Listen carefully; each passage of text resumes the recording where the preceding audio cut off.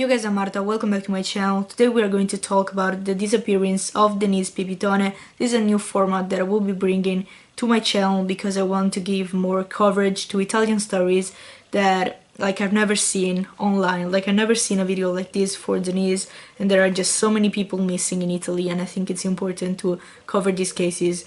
And this is the first episode that I will be bringing.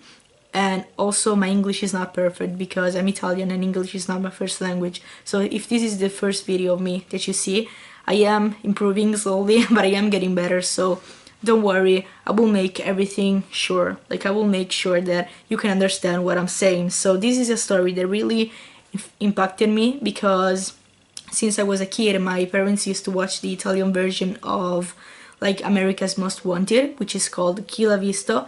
And I remember that every week on Chi l'ha visto there was this woman just crying because and begging for justice. You know, she wanted to know what happened to her daughter Denise. So this is the story that we will be covering because, you know, you're going to see how crazy this whole thing is. If you see me looking down, it's because I have my notes here, so I have to read a bit because this is a crazy story. So let's start with the case. On September 1st, 2004, Denise Pipitone was playing in front of her home in Marsala, Sicily. It was noon and the small town was empty because there was an open market that day, so it was empty, the city was empty. And Denise was just under her grandmother's care because her mom wasn't home, so her grandmother was actually taking care of the kid.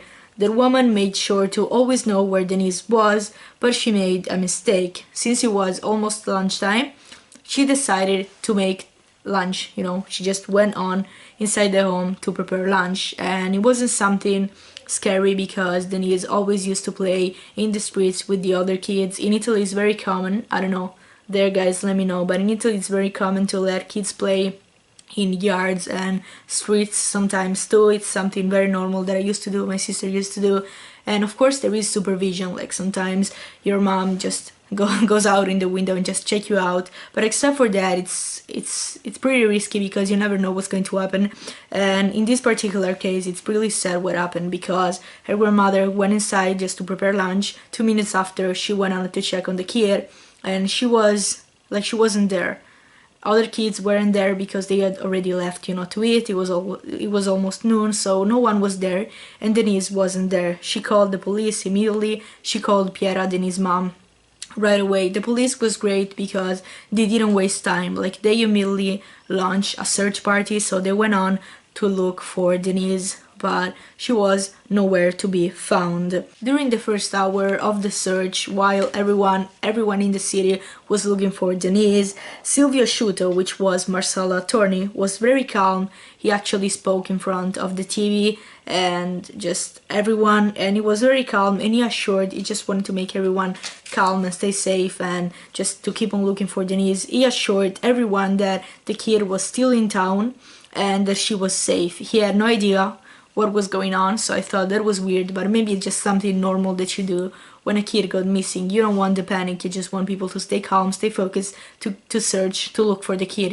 so he just said that the kid was still in town because time was in their favor. Remember that the kid went missing literally 2 minutes before the grandma noticed, so the first thing she did was to call the police. So they had time in their favor because they started to look for Denise right away. And the first theory was that their family actually did something, and it was super clear from the start.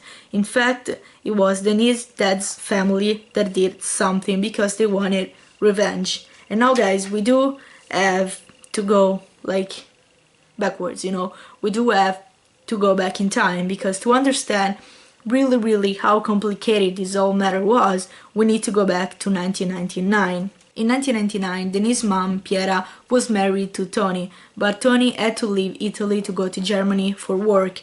During this time, she was, alone, she didn't know a lot of people, so she met Anna Corona, which quickly became one of her best friends. Now, Anna noticed that something was wrong, something was off in her behavior and her husband's behavior, so she quickly understood what was going on because her friend Piera, so Denise's mom, was actually having an affair with Pietro Pulizzi, which was Anna's husband. So they were just getting together, and quickly the situation really took a bad turn because Piera got pregnant, and she got pregnant, of course, with little Denise. So her husband was in Germany, and she was actually pregnant with another man. So the situation was really complicated. But when Tony came back, she didn't say that the kid wasn't his. So she lied and said that the kid was his. So probably, you do the maths, but probably they had sex before he left, so it wasn't like a big deal. She just got pregnant and he thought that the kid was his, but Denise was actually Pietro's daughter. So Anna and Pietro divorced because Anna found out what was going on, and Anna and her kids were really mad at Piera because Piera, Denise's mom, made them split. For them, it wasn't Pietro's fault, sorry, but it was Piera's fault, which doesn't make sense because, to have a relationship, to have sex, you have to be in two. So, okay, maybe that wasn't the nicest thing to do that Piera did, because she was, like, with another man, like the husband of her friend, which is really bad. But I mean, he's the married man. She was too, but you know what I'm saying? Like, they should have been angry at Pietro and not Piera. Maybe both, but the big deal should have been for their part to be mad at Pietro, but it wasn't like this, and they were really, really pissed at Piera.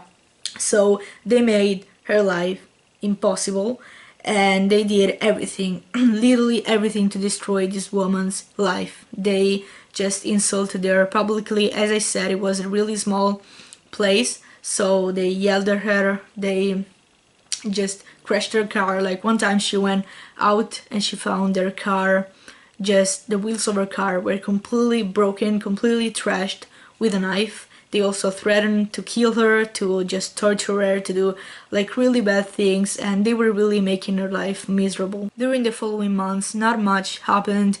Of course, Piera was forced to say on television, for the sake of finding her daughter, what had happened. So she split with Tony. Tony left her because, of course, he knew that she lied and that Denise wasn't his.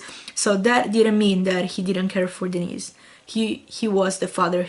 Like, he grew Denise. Like, he raised Denise, not grew, I'm sorry. He raised Denise. So he was the father, not the biological one though. And he wanted to know the truth. So they split, and Piera, as I said, was always on TV. She just wanted justice. She just wanted to know what had happened to the daughter. Now, please, like, sit if you're not sitting down, because the situation is about to get even crazier. Like, it's insane. So on October 2005, a police officer filmed a little girl walking with a woman in Milan. She looked like Denise, and Piera, so Denise's mom, was sure that that was her daughter. Like, I remember, I swear to God, I remember this whole situation so vividly. I remember seeing her just crying and saying, they found my daughter.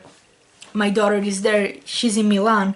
Unfortunately, they found the little girl, and it wasn't Denise. And little girls looking like Denise were also seen in various parts of Italy, so Cremona, Verona, Bologna.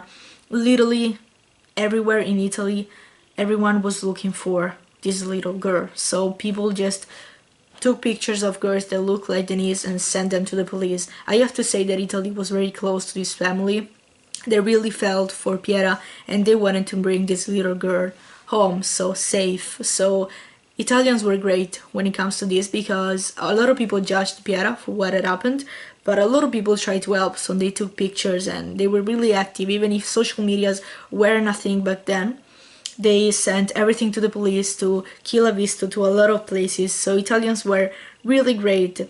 Now, as I said, just this blew off my mind. Like, this blew up everything that I believed in, because I didn't remember everything that had happened. So doing the research for this video just shocked me. So in May 2005, the police started to investigate again on Denise's family, because I don't know why they just stopped. I mean, they were looking for them, they were trying to get something out of them, but they weren't on their asses, you know what I'm saying? Like, they weren't super close to them, just trying to get the truth. Police was great until a certain point, because they were trying to look for other places. They actually tried to blame a lot of the Rome's community, because they thought that, like, a Rome person, just since they were close to Denise. They just went off and kidnapped a little girl, and I don't think it's what happened, but you're going to judge at the end of the video. So in 2005, the police started to investigate again on Denise's family, and the main suspect was actually Jessica Pulizzi,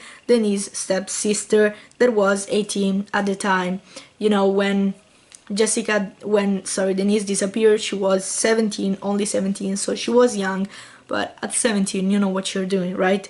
So just to make sure that you guys understand, Jessica Pulizzi was the stepsister because she was the daughter of Pietro, which was Denise's biological father. I know it's complicated, it took me a while to understand, but so this is what happened. So what happened is that this girl, this Jessica, who was 18 while she got investigated to the situation, she was waiting in the police office. So she was waiting, she was just sitting, just chilling. I swear to God, I can't stand her. She was just there, and she actually said this, which I have no words for this. She was just talking chill, you know, and she wasn't talking to the police. She was, I don't remember who she was talking to. She was on the phone, but she said this thing, and I'm going to quote. She said, "I took her home." So this girl was talking to someone on the phone, maybe her mom, maybe her sister, which she comes later too, but she was talking on the phone, and she didn't know that she was being listened to, because she just thought that in the police station you can just chill there and talk. No, it doesn't work like that. They are listening to you, okay, Jessica? So she said, "I took her home." She said this, okay? Plus, her phone cells showed that she was in Denise's neighborhood when Denise went missing. So she was there. She said, "I took her home." So what else do we need? But, you know, it's complicated, and I get that. So Pulizzi's family had already threatened Piera, as I said before, so there was another motive for the situation to get worse, you know. They had already threatened to do something to her, so why not take away from her the thing that she loved the most, which was her daughter? So it would have been just so mean and vicious, but this is what this girl said. She said, "I took her home," in a police station, mind that. So another day, in a conversation between Jessica and Alice, which was Jessica's sister, they had this conversation, you know, and Jessica said, once again, "When we were home, Mom killed Denise." So this is another version that Jessica said. First of all, she said that she took her, and then she said, "When we were home, Mom killed her." And Mom is Anna Corona. Anna Corona is the ex-wife, the former wife of Pietro. So always Denise's biological father. I'm sorry if I'm being repetitive, but I'm trying to make the thing clear. So she said, "When we were home, Mom killed Denise." So the theory was that Jessica took the kid.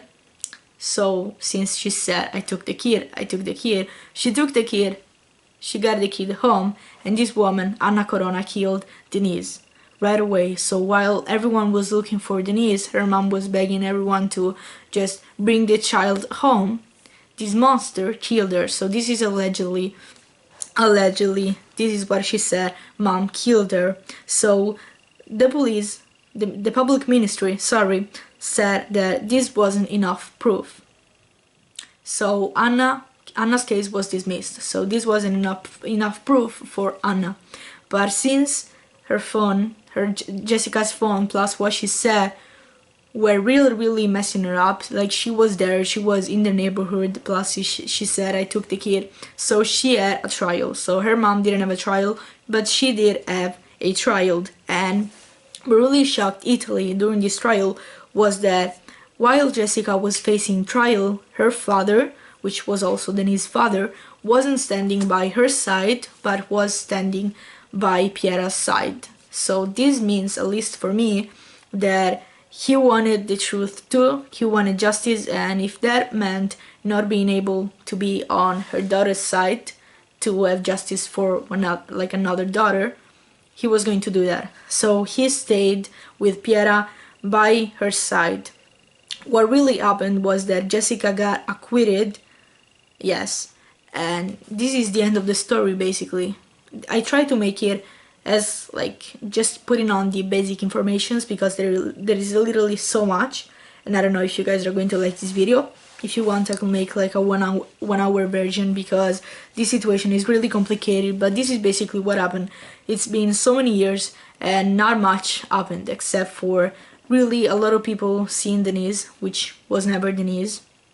So Jessica was acquitted, Anna Corona never went to trial, no one else went to trial, and Denise's parents, mainly Piera, Denise's mom, is still fighting, and she says that it's never too late for the truth. This is a woman that I really admire, because she did messed up, but she, you know, she just wanted her daughter, man. No one deserves to have your daughter, to have your daughter taken away, really.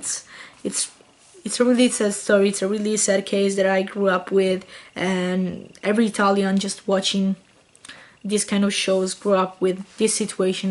It's a really sad and messed up story, so let me know what you guys think in the comments. I do believe that Anna killed the kid and that Jessica kidnapped Denise. One thing that the police really believed in too is that this could have been super possible, more like this situation could have been more possible than a random person kidnapping Denise, because if someone tried to kidnap Denise, like her grandmother would have probably hear, screams and Denise yelling, but she didn't, because this meant that probably Denise knew the people that kidnapped her, and probably Denise knew Jessica, because okay, they weren't a family, because they weren't for my definition of family, but since these people try to make Piera's life impossible, it is possible that they actually encountered each other, like they have seen each other multiple times. So probably Denise knew who these people were, because kids are very smart. So remember that Denise was only 4 years old when she went missing. It is now 2020. She has been missing for too many years. Don't make me do the maths, but it was 2004 and it's 2020. It's not difficult, but it's been so many years. It's been way too much. It's been way too much time for me. This situation, this case should have been like, it was handled very good at the beginning, but now it's just people are kind of forgetting, and it's really sad. So let me know what you think in the comment section below. Let me know which case you want me to cover next. Of course, I'm not going to cover only Italian cases, but there are really a lot of cases that I think deserve to have a voice, even outside of Italy, and this is the case that I decided to start with, because this situation really touched me. It's really messed up. So again, thank you guys, let me know what you think, and we will see you soon with a new video.